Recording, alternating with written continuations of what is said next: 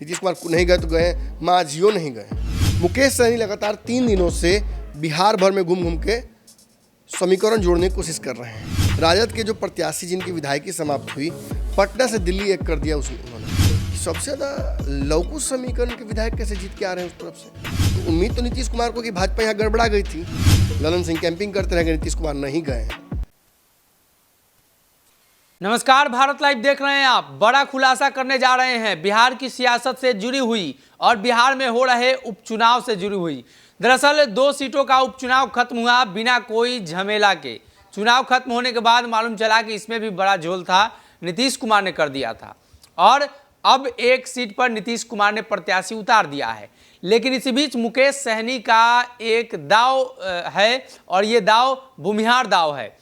इसकी चर्चा इसलिए हो रही है कि सवर्ण बहुल क्षेत्र है। बात की जाए तो इस क्षेत्रों में सवर्णों की जनसंख्या 65,000 है और 65,000 सवर्ण मतदाता इस बार भविष्य तय कर देंगे कि भारतीय जनता पार्टी या जदयू या मुकेश सहनी। डॉक्टर साहब के पास विशेष जानकारी है, चलते हैं। 65,000 जनसंख्या है, क्या लगता है कि मुकेश सहनी दाव खेल रहे हैं भारतीय जनता पार्टी पर? भारतीय जनता पार्टी भी दाव खेल रही है और नीतीश कुमार ने दाव खेला है तेजस्वी को साइड करके। देखिए, भाजपा ने पत्ता अभी तक खोला नहीं है। मुझे लगता है कि भाजपा को इस बात का इनपुट लग गया था, जैसा कि हम लोग लगातार बता भी रहते हैं। हमें तो पता ही था कि ये सीट पेच का एक बड़ा मुश्किल पेच हो गया है। इसको समझ पाना भी मुश्किल है और उसको सॉल्व करना पाना भी मुश्किल है। दरअसल 2 तरफा लड़ाई नहीं थी, ये 3 तरफा लड़ाई थी। मुकेश सहनी ने पहले ही दावा ठोक दिया था। उपचुनाव से थोड़े दिन पहले ही कुर्नी सीट पर दावा जदयू ने भी ठोक दिया था और ये पारंपरिक सीट तो राजद की थी क्योंकि राजद जीती हुई थी। यहाँ से राजद के जो प्रत्याशी जिनकी विधायकी समाप्त हुई, पटना से दिल्ली एक कर दिया उन्होंने।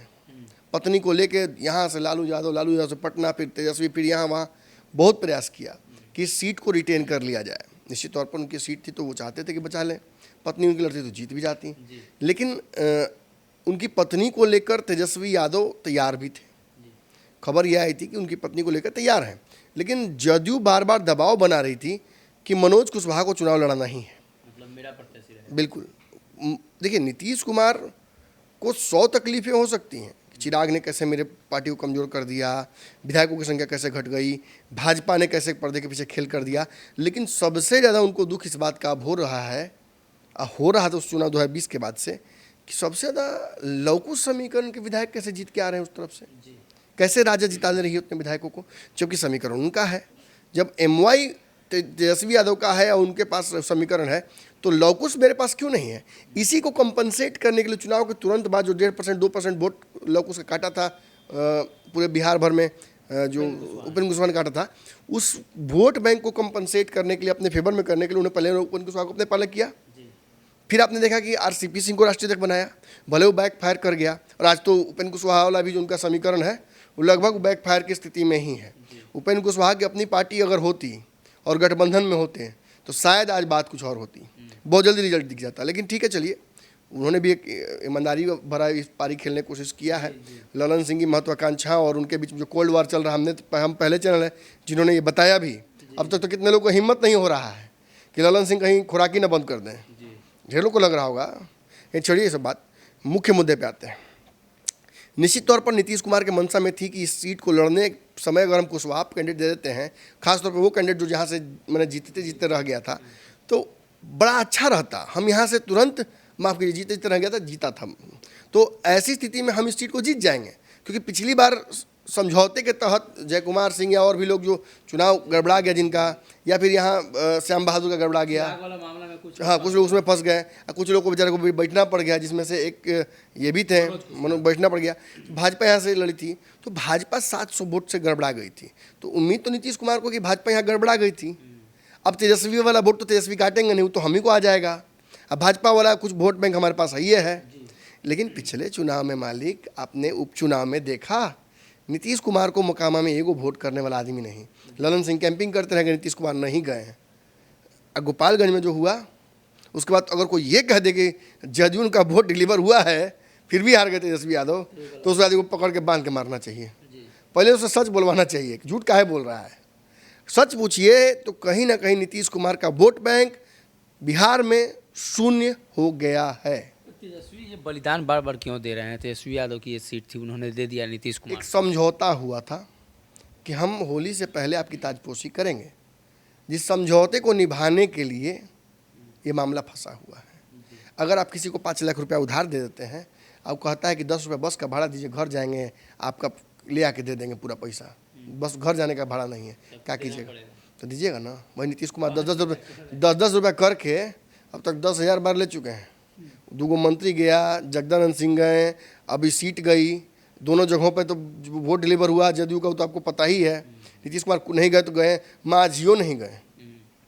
और ये अगर गोपालगंज वाली बात और मोकामा वाली बात सेम टू सेम रिपीट होती है यहाँ पर, तब तो यहाँ हारना तय ही है।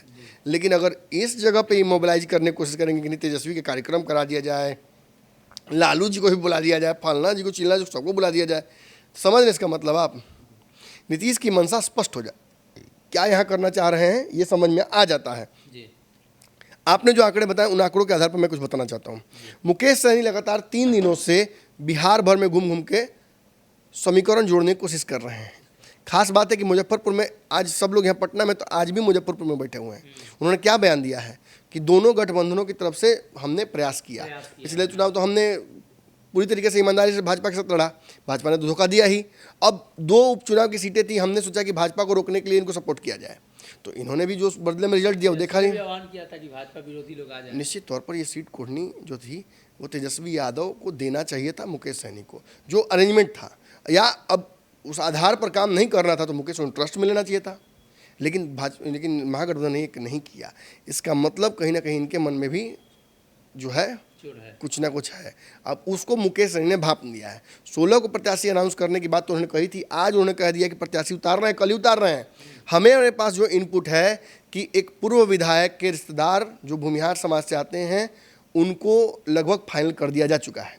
इनके अलावा एक सहनी समाज का व्यक्ति को से भी लगातार बातचीत चल रही है और कई लोगों से चली, लेकिन इन दोनों प्रबल दावेदारों को वहाँ उतारने की कोशिश की जा रही है।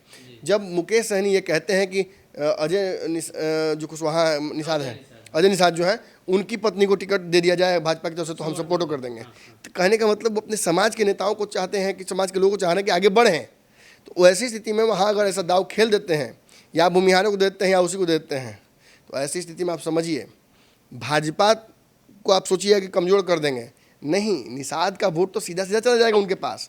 अगर वो भूमिहार समाज के वोट को काटते हैं तो वो भी आज के डेट में कहीं ना कहीं अपनी जो इंक्लिनेशन है, पूरे बिहार में नहीं लेकिन कुछ सीटों पर है, मुजफ्फरपुर, गोपालगंज, इन सब जगहों पर है, मोकामा में है, तो ये प्रभाव तेजस्वी की तरफ जाता है, क्योंकि तेजस्वी ने रिवॉर्ड किया है, MLC बनाया, राज्यसभा भेजे, लगातार टिकट्स दिया। तो ऐसी स्थिति में अब इसको रिफंड बैक करने का मौका था, लेकिन नीतीश कुमार ने जो दाव खेल दिया, इसकी वजह से आज जो कुशवाहा समाज के नेता वहाँ हैं उनके ऊपर भी कहीं ना कहीं अब सवाल खड़ा होगा कि क्या वो पूरा का पूरा वोट डिलीवर करा पाएंगे।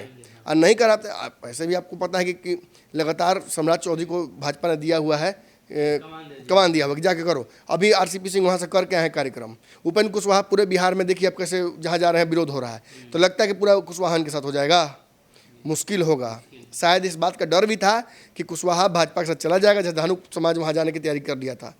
वैसी स्थिति में कहीं ना कहीं बिहार में इस सीट पर एक बड़ा झटका नीतीश कुमार को लग सकता है, और ये केवल और केवल उनके अपने वजह से लग सकता है। लेकिन मुकेश सहनी ने भी अंत समय में आज ये तय कर दिया, हमें लगा था कि शायद वो बैठ जाए, लग रहा था कि बैठ जाएंगे क्योंकि और तो ऑप्शन है नहीं उनके पास। लेकिन मैंने आपसे कहा था कि मुकेश सहनी ऐसे आदमी है कि एक बार चेक काट दिया तो काट दिया, अब अकाउंट में पैसा भरना है तो भरना है, अब वो चेक बाउंस नहीं होने देंगे। अब ऐसी स्थिति में मुकेश सहनी ने जब ये दावा कर दिया कि उस सीट पर चुनाव लड़ेंगे और हमारे जो इनपुट है कि प्रत्याशी भी बड़ा मजबूत देने जा रहे हैं, तो ऐसी स्थिति में कहीं ना कहीं प्रथम ग्रासे मक्षिकाम पात्रम, महागठबंधन का दुकान यहाँ पहले ही बंद कर दिया गया। इस सीट पर भाजपा को वॉकओवर दे दिया गया, सीधे समझिए। तो कुर्नी चुनाव में समीकरण बदल चुके हैं और राष्ट्रीय जनता दल ने अपने आप को यहाँ से नहीं उतारकर नीतीश को टिकट दिया और उसी समय महागठबंधन की दुकान बंद हो चुकी है। अब ऐसे में मुकेश सहनी जब प्रत्याशी उतारेंगे तो आने वाले दिनों में कैसा समीकरण बनेगा, किस समाज के प्रत्याशी होते हैं, ये भी एक बड़ा सवाल रहेगा। अगर ये वीडियो पसंद आई और वह बिहार के राजनीति और बिहारियत से सरोकार रखेनी तो सब्सक्राइब बटन दबा के चैनल के सब्सक्राइब कर ली। ओजे एगो घंटी बा, ओकरा बटन दबा देला से कुल सटीक और मारक खबर रुआ मुफ्त में मिल जाई। अगर रुआ पत्रकारिता के हमनी के नया प्रयोग में सहयोग कर चाहतानी तो ज्वाइन बटन दबा दी। पेटीएम नंबर नोट कर ली 938681